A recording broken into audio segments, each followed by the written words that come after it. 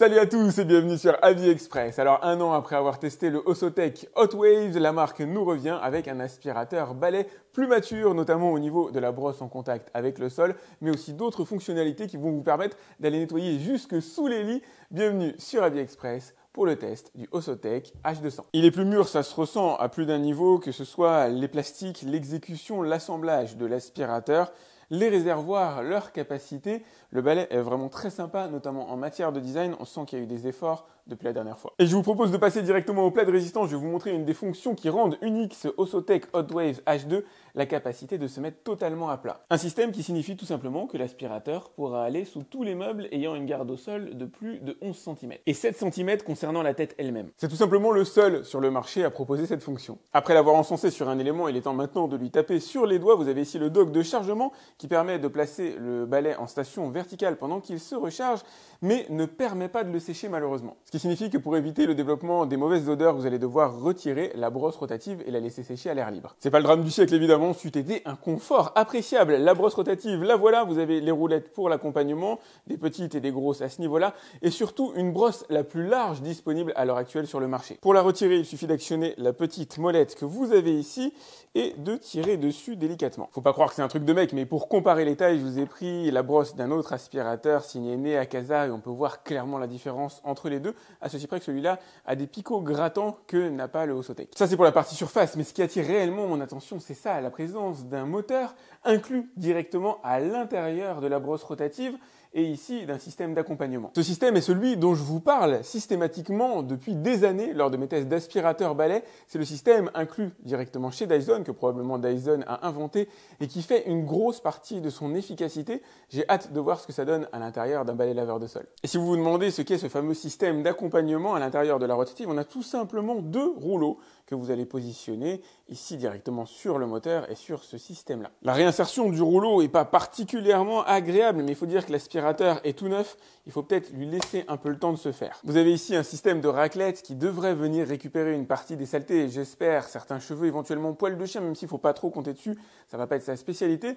Et vous avez surtout des LED présentes ici à l'avant, dont la lumière va se réfléchir sur cette partie-là de la brosse. L'idée sous-jacente est évidemment d'être un phare dans la nuit, de révéler les saletés là où elles se trouvent pour optimiser votre lavage des sols. Double réservoir évidemment, en face avant vous allez trouver le réservoir à eau claire d'une capacité de 750 ml et un réservoir à eau usagée absolument énorme qui défie toute concurrence puisqu'il fait 1,2 litre, c'est 300 ml de plus que le meilleur concurrent. Tenez d'ailleurs, on va regarder ce qu'il y a à l'intérieur. Pas certain qu'on ait 1,2 litre de capacité réelle, mais l'essentiel c'est d'avoir au moins l'équivalent ou un peu plus que l'eau claire. Vous avez ici un système de filtrage qui va récupérer les saletés les plus épaisses, notamment les cheveux. Le reste tombera directement dans le bac. Ce qui m'étonne fortement, c'est de ne pas avoir de préfiltre. En règle générale, on a une espèce de préfiltre blanc qui vient éviter que les saletés atterrissent à l'intérieur du moteur. S'ils ont trouvé un moyen de s'en séparer, c'est une très bonne chose parce que c'est un appareil supplémentaire à nettoyer et à faire sécher en règle générale. Ici, visiblement, c'est pas le cas. Au niveau de la crosse, c'est du classique. Vous allez retrouver, alors que vous ne voyez pas le bouton d'allumage à ce niveau-là, le bouton de réglage des différentes fonctions ici et le bouton d'auto-nettoyage puisque l'aspirateur est en mesure d'auto-nettoyer sa brosse. Et vous allez retrouver bien sûr sur le dessus un grand écran adapté à la forme de l'aspirateur. Ça c'est cool, on n'est pas sur du générique. La possibilité de régler les modes, donc là on est sur le mode automatique, le mode turbo, le mode absorption d'eau qui est utile. Moi ça m'arrive des fois de nettoyer à grands coups d'eau le sol de chez moi avec des produits spécifiques pour mon carrelage. Et vous allez retrouver en dessous un indicateur d'autonomie restante, celui-là étant dédié à l'auto-nettoyage. Après ça se voit pas ici mais il y a d'autres indicateurs comme par exemple si le réservoir usagé est rempli, si le réservoir eau claire est vide, s'il y a un problème détecté ou si la brosse rotative est bloquée. Sans être le plus complet du marché, il vient à nous avec des innovations assez intéressantes. J'ai hâte de le tester et c'est parti. En guise de premier test, juste comme ça pour le plaisir, pour voir si ça fonctionne, même si c'est pas recommandé par le constructeur, je vais essayer de lui faire avaler quelques saletés sèches sans remplir le réservoir à eau claire. Évidemment, l'aspirateur est en mesure de nettoyer les saletés, d'aspirer éventuellement la terre, les particules de poussière lorsqu'il est en mode lavage de sol, mais je vais quand même faire un petit test comme ça juste pour voir. Tenez, regardez ce que ça donne, j'ai été cool, hein. J'en ai toujours 10 fois plus que ce que vous avez chez vous en règle générale sur votre sol concentré au même endroit. Mais je suis resté globalement soft. Ah, il me dit qu'il n'y a pas d'eau à l'intérieur du réservoir, mais c'est pas grave, je vais le forcer un peu. Donc même si techniquement il n'est pas fait pour, et il me le dit lui-même, il a quand même été en mesure de ramasser en un aller-retour le gros niveau de saleté que je lui avais mis ici. Alors en partie centrale, hein, ce que vous avez à droite et à gauche, c'est les endroits sur lesquels il n'est pas passé. Et regardez, il est assez drôle de constater qu'il a effectué un véritable triage. On va retrouver ici les saletés les plus épaisses, les graineries, les moutons de poussière, alors que dans le réservoir qui se trouve au sol, on n'a plus que les saletés fines, comme par exemple le sucre. Bon allez, trêve de gentillesse, je vais lui mettre son réservoir à eau claire. On pourrait mettre du détergent à l'intérieur. Il y a une bouteille qui est fournie d'ailleurs avec, mais je préfère lui mettre le mien. Pour l'instant, on va faire juste de l'eau simple. Et première chose, je vais vérifier au bout de combien de temps la serpillière rotative est humidifiée. Ah bah c'est instantané.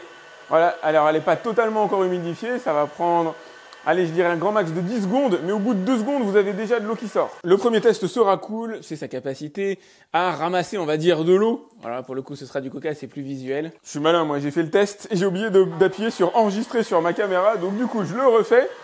On est sur une brosse rotative qui est tout à fait capable de nettoyer les plaintes, je vous l'ai pas dit tout à l'heure. Elle peut lécher les plaintes au plus près. Un seul passage est nécessaire pour ramasser le coca. S'agissant de coca, je vais quand même en faire un deuxième, histoire de parfaire la chose. Mais c'est pas particulièrement nécessaire. Bon, un bon cran plus difficile, un œuf. Et je vais pas y aller par 4 chemins, je vais lui faire ramasser la coquille en même temps. Alors je suis pas sûr qu'il y arrive. Hein. Ça c'est pas l'objectif, on va dire, du test. Ah, pas mal. Alors là, il m'indique, par le biais du diagramme rouge, qu'il est quand même pas mal engorgé. Il y a peut-être un bouchon qui s'est formé. Donc toute la partie œuf a été ramassée en un seul passage, c'est nickel. Bon, il reste un morceau de coquille là sur le sol, mais elle se ramasse à la main facilement, c'est pas un souci. Et regardez, il y a quelque chose que j'apprécie, c'est qu'il ne dégorge pas. J'ai des aspirateurs sur lesquels, lorsque je soulève la brosse rotative après avoir effectué le nettoyage, j'ai une ligne qui apparaît. Alors là, pour le coup, une ligne d'œuf battu. Ici, c'est pas le cas. Bon, je profite d'être à ras du sol pour un autre test. Je vais lui faire ramasser un yaourt. C'est encore mon fils qui va m'en vouloir. Je lui ai déjà éclaté une tongue à l'aide d'un test de tondeuse robot. Et là, c'est son pauvre yaourt qui part en fumée. Je vais même rester à ras du sol pour vous montrer ce que ça donne. Je vais le mettre en puissance max, parce que là, il y a quand même pas mal d'épaisseur. Je vais voir ce que ça donne en un passage. Oh, le pauvre. Il en a ramassé en un seul passage. Allez, 95%. Je vais vous montrer ce que ça donne. Regardez, ce qui reste, c'est carrément anecdotique par rapport à la masse générale du yaourt. On entre maintenant dans un des tests les plus difficiles. Alors, le ketchup, le peu qui reste, je sais pas vraiment si j'ai grand-chose.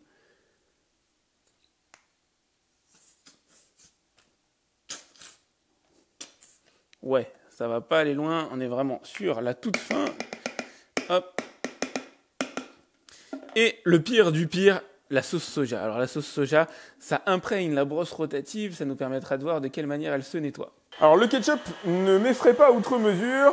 Ouais, en un passage c'est fait, ou éventuellement un aller-retour. La partie sauce soja, c'est plus difficile. Alors elle s'en sort bien. J'ai fait un aller-retour, c'est suffisant pour faire disparaître, allez, 99% de ce qu'il y avait. Là, encore une fois, comme d'hab, je parfais le nettoyage. C'est quand même le sol de chez moi. Et j'ai tout intérêt à le garder propre. À ce stade, il vient de me dire que le réservoir à eau usagée est plein. Et effectivement, il est plein jusqu'à la corde, en tout cas jusqu'aux 3 traits. Voilà d'ailleurs ce qu'il contient à cet instant précis. On peut voir les restes de coquilles d'œufs à l'intérieur du compartiment qui ont bien été isolés. Et un gros volume de saleté, c'est le moins qu'on puisse dire, ça a l'air délicieux. D'ailleurs, on va évoquer directement un sujet intéressant pour la partie nettoyage. Moi, j'y vais tout simplement comme ça au robinet. Il suffit de le passer en dessous. Alors, vous pouvez le mettre, j'imagine, au lave-vaisselle si on n'est pas sur une température élevée. Hop, et ça marche très très bien comme ça. On n'est que sur des parties plastiques, donc il n'y a pas de danger particulier. Et regardez, un truc que j'adore faire, c'est vous montrer les coulisses de l'aspirateur que je n'ai absolument pas nettoyé. Il est véritablement dans son jus, ça permet de voir quelles sont les zones qui restent encrassées, alors que l'aspirateur a ses fonctions d'auto-nettoyage en live, évidemment, de sa brosse rotative. Même si l'auto-nettoyage n'a pas été fait au sens propre, il a quand même des capacités à enlever toutes les saletés qui pourraient se prendre sur la rotative. Il s'en est bien sorti. J'ai souvent des coquilles qui traînent un peu partout, ou une brosse qui est totalement noire, totalement sombre. Ici, même la sauce soja a laissé des marques, bien sûr, mais on a quand même le balai, c'est quand même partiellement auto-nettoyé. Maintenant, ce qui va être intéressant, c'est de lancer le véritable auto-nettoyage. Donc, je vais le remettre sur son dock, appuyer sur le bouton en haut. L'aspirateur est en train d'envoyer de l'eau claire sur la brosse rotative afin de la nettoyer. Il va réaspirer ensuite l'équivalent en eau usagée. Alors ça se voit pas forcément malheureusement, mais là les eaux usagées sont en train d'être réaspirées dans le bac arrière. Et voilà le résultat de son auto-nettoyage. Sur la partie droite de la brosse, c'est quasiment impeccable, il ne reste plus rien. Sur la partie gauche, on peut encore voir 3 lignes de sauce soja, quand même pas mal atténuées, mais toujours présentes. Il n'a donc pas fait imperfect. Il est temps maintenant de le challenger sur une vraie tâche. Et quand je dis une vraie tâche, c'est pas moi qui l'ai fait exprès, elle est là. Et j'espère de tout cœur qu'il va être en mesure de la retirer. On est à l'intérieur de ma cuisine. Il a commencé à l'attaquer. On sent que c'est plus difficile sur le sec par rapport aux tâches, on va dire, humides. Il en a retiré là une bonne partie. Ouais, après, il faut voir ce qui est incrusté dans le carrelage aussi et ce qui ne l'est pas. J'en ai une petite juste ici. On va voir s'il est en mesure de la retirer. Bon, ça va, ça a été quasi instantané. Là, j'ai un petit truc un peu incrusté et ça, il va avoir plus de mal. J'en ai une autre petite sur mon pied de table. J'ai aucune idée de quoi elle peut bien s'agir. Je ne sais pas s'il va réussir à la retirer. Ouais, nickel. Et ce que vous avez là, c'est évidemment volontaire. Ça va nous permettre de voir à quelle distance il est en mesure de venir nettoyer par rapport au mur. Normalement, il devrait être relativement proche. Je vais le mettre quand même en puissance max au cas où. Et ben voilà, le résultat parle de lui-même. Même s'il y a, allez, 5 mm de battement réellement entre le mur et la brosse rotative, il a tout aspiré. Donc il a une puissance de succion qui lui permet d'aller décoller des particules fines, comme là par exemple du sucre, sans avoir à humidifier à hauteur de 5 mm à peu près les bordures du mur. Il a retiré aussi tout ce qui était en partie centrale. Il s'en sort véritablement très bien. Les 5 mm dont je vous parlais, c'est la petite bordure que vous avez ici. Il est cool et même très cool à vrai dire en matière de nettoyage des sols. Il a fait tout ce que je lui demandais et véritablement proprement par rapport à la concurrence.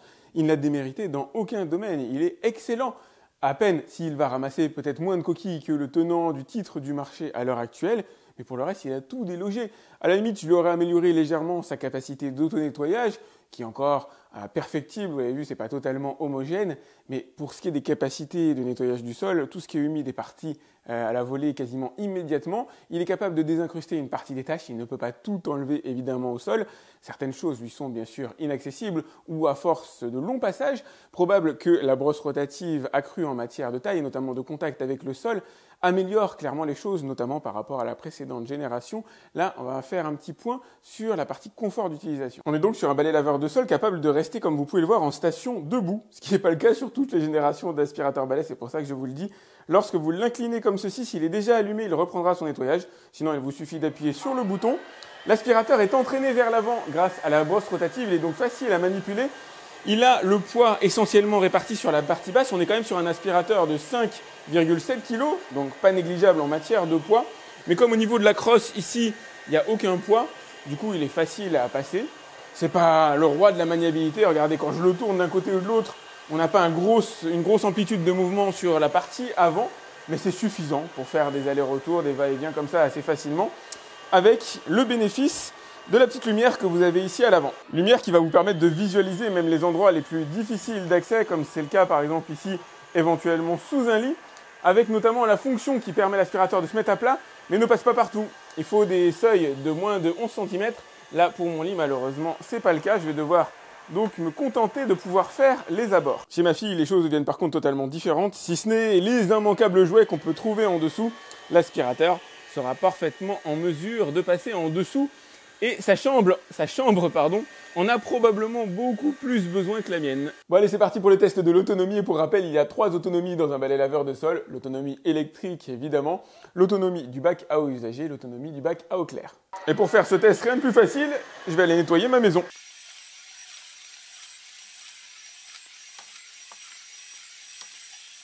Alors c'est pas recommandé, mais on va se faire un petit test de nettoyage de tapis, juste pour le plaisir de voir si ça peut fonctionner.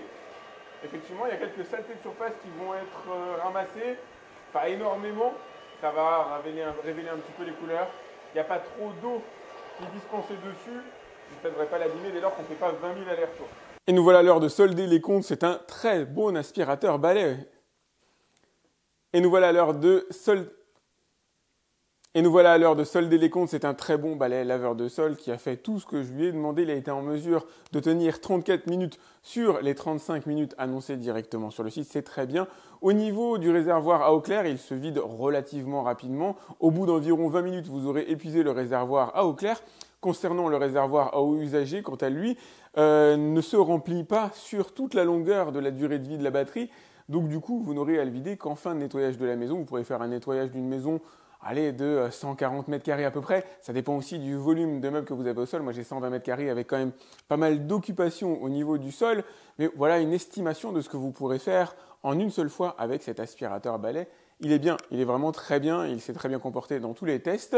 La brosse est pas facile à rentrer. J'aurais aimé avoir un système de séchage qui évite d'avoir à l'enlever directement de son support. Bon, tant pis, c'est pas le drame du siècle, mais ça lui aurait permis de mieux se positionner par rapport à la concurrence. Toujours est-il qu'en termes de capacité de nettoyage, qu'en termes d'autonomie, il est vraiment très bon. Vous avez le lien dans la description pour aller voir le prix du Osotec H200. N'hésitez pas à liker cette vidéo, c'est important pour moi. Pensez aussi à vous abonner si ce n'est pas déjà le cas. Si vous avez des questions concernant ce balai laveur de sol, vous pouvez me les laisser directement dans la description de la vidéo. J'essaie de répondre à tous mes abonnés et moi je vous dis à très vite pour un autre test sur AviExpress. Salut!